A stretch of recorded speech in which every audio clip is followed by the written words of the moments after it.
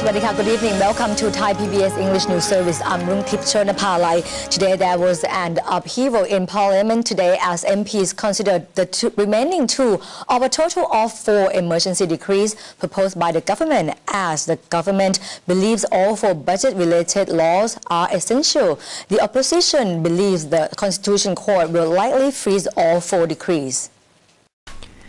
With a House majority, the Pheu Thai party succeeded today in forcing through the 2 financial decrees related to flood control following a 2-day debate, sparking a walkout protest by opposition Democrat Party.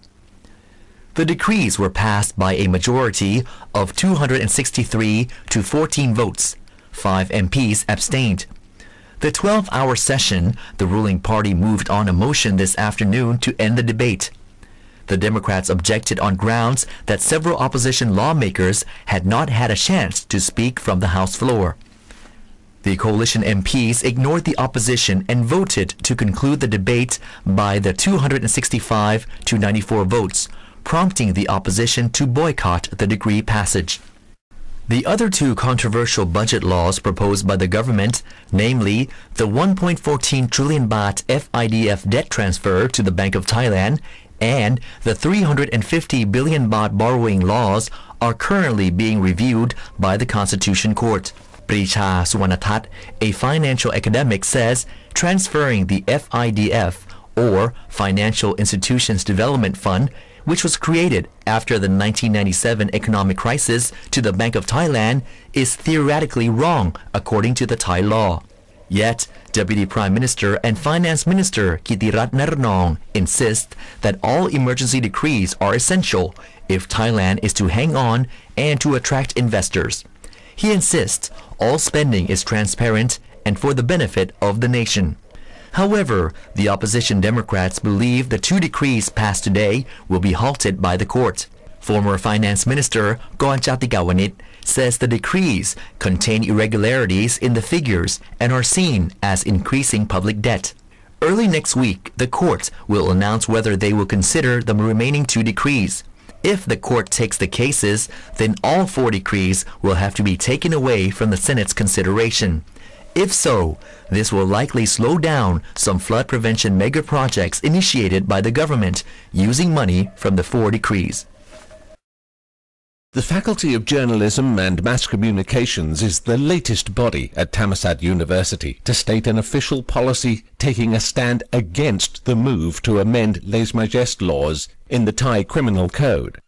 The controversial lèse-majesté law of Article 112 states that, quote, whoever defames, insults or threatens the king, queen, the heir apparent or the regent shall be punished with imprisonment of 3 to 15 years.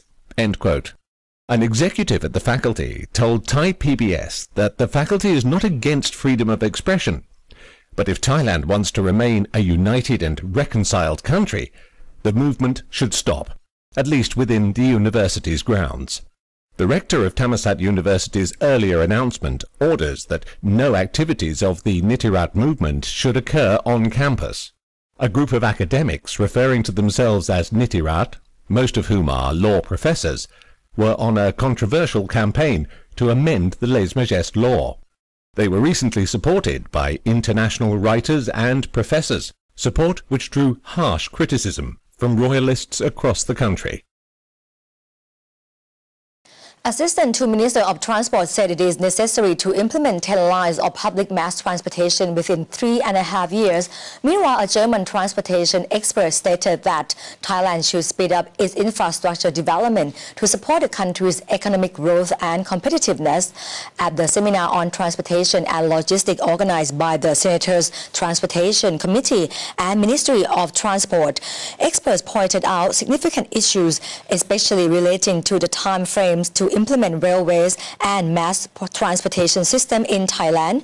Mr. Marcus Zagmaya from Siemens, who is in charge of infrastructure and logistics in the ASEAN and Pacific region, said that it is time for Thailand to speed up its infrastructure development to support country's economic growth and competitiveness. Meanwhile, Counselor for Economic Affairs at the German Embassy complimented the cooperation between Thailand and Germany in developing efficient mass transportation systems. Foreign companies, of course, competing for the market. You can choose between Japanese, German, French, other companies. So I mean, I think you have really now a chance to speak when it comes to public procurement. I mean, Thailand is not, as far as I know, a member of the General Procurement Act of the WTO, the World Trade Organization. Railway system specialists asserted that it is important to initially have a solid plan for transportation system and that transportation development should be used more to help in reducing the time and cost of logistics. In the domestic transport in Japan, you can see the market share of train is only 1% in Japan. In the tone base, this is the key point, tone base. Prapat Jongseungwat, assistant to the Minister of Transport, said it is important to start development of 10 lines of public mass transportation within 3.5 years. Thailand cannot wait, otherwise other countries will improve their transportation system and attract foreign investment away from Thailand. Diplomatic relations between Australia and Thailand mark their 60th anniversary this year. The Australia and Thai trade relationship has gone from strength to strength over the years, especially since the joint signing of the Free Trade Agreement in 2005. Here's more from Khun Nathita Kopkunthanachai. Formal diplomatic relations between Thailand and Australia were established in December 1952. Australia and Thailand have long-standing and deep connections, and the two countries cooperate on the broad range of areas of mutual interest, military, law, and especially trade and investment. When people think about Australia, they usually imagine about koala or kangaroos, but Australia has a great deal more to offer. Recently, Australian economy has been growing well, avoiding the recession and the debt crisis that are troubling many other countries. Australian investment in Thailand, especially automotive industry, has seen continual growth. Australia's trade and economic relationship with Thailand has gone from strength to strength. Since the start of Thailand-Australia Free Trade Agreement, or TAFTA, in 2005. There are 15 Australian automotive companies currently operating in Thailand, and Australia will continue to invest more in the automotive industry here. Australia has placed more than 579 billion baht worth of investment in Thailand over 2010 and 2011. Other major Australian exports to Thailand include gold, plutonium, aluminum, copper, dairy products, and leather, while Thailand exports a variety of products to Australia, such as motor vehicle parts, computer parts, canned foods, plastic, and rubber. In 2010 and 2011, Australia exported more than $6 billion Australian dollar worth of goods to Thailand and imported more than $9 billion of goods from Thailand. Australia and Thailand are also parties to the recent concluded negotiations on the ASEAN-Australia-New Zealand Free Trade Agreement. The agreement was signed in 2009. Nathita Kopkunthanachai reporting for Thai PBS. Earlier, I spoke with His Excellency James Wise, Australian Ambassador to Thailand, about strengthening diplomatic and trade relations between Thailand and Australia.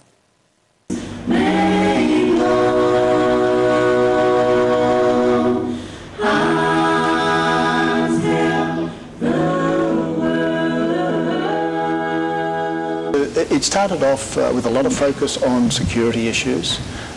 Remembering CETO was alive and well in those days.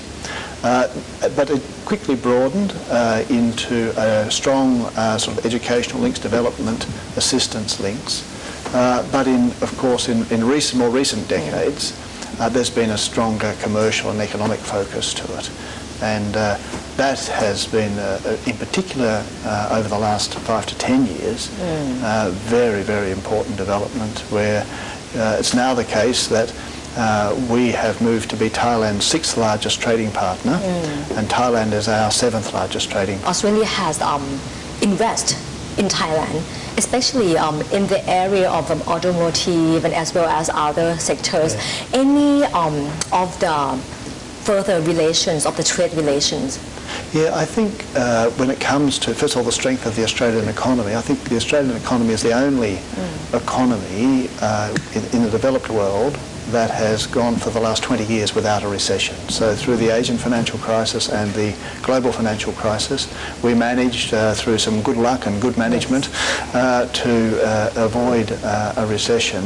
And that's meant we've been able to just build steadily our relations, commercial relations with countries like Thailand.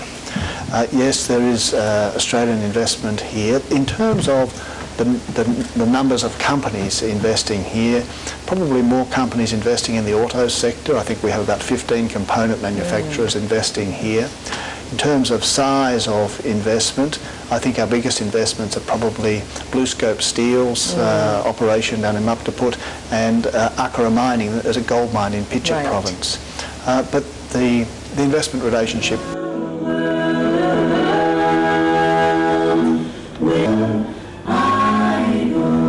after the flood in 2011, anything that the Australian investors would like to see for the government, the Thai government to do or to achieve? We were very lucky in as much as very, very few Australian companies were affected.